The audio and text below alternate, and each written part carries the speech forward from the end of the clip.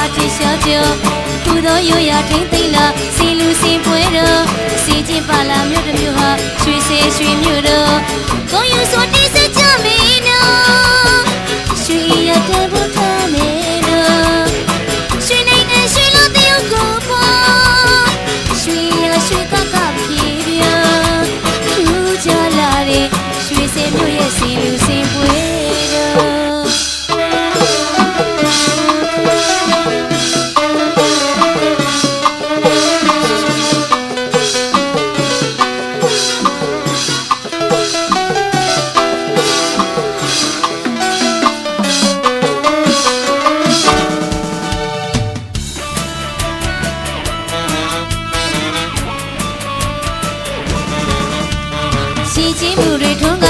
နိုင်ငံတစ်ခုနော်တန်မိုးထားလေးဘိုးဝမွေကဘာမှာထင်ရှားကြတစ်ခုသောရိုးရာထိမ့်သိမ့်လာစီလူစီပွဲတော်အစင်ချင်းပါလာမြို့တစ်မြို့ဟာရွှေစေရွှေမြို့တော်ကိုယူဆိုတိစကြမင်းနော်ရွှေရတန်မိုးထားမင်းနော်ရွှေနိုင်ငံရွှေလို့တယောက်ကိုပေါ်ရွှေရရွှေကနဲ့ပြေပြထူးခြားလာတဲ့ရွှေစေမြို့ရဲ့စီလူစီပွဲ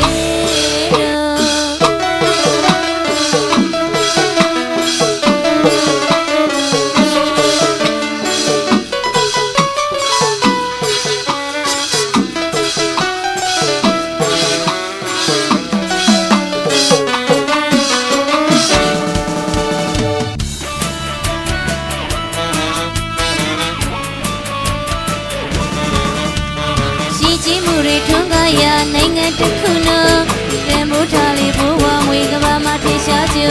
ကုသိုလ်ရိုးရာထိမ့်သိမ့်လာစီလူစီပွဲတော်စီချင်းပါလာမြို့တစ်မြို့ဟာရွှေစေရွှေမြို့တော်ကိုယူဆို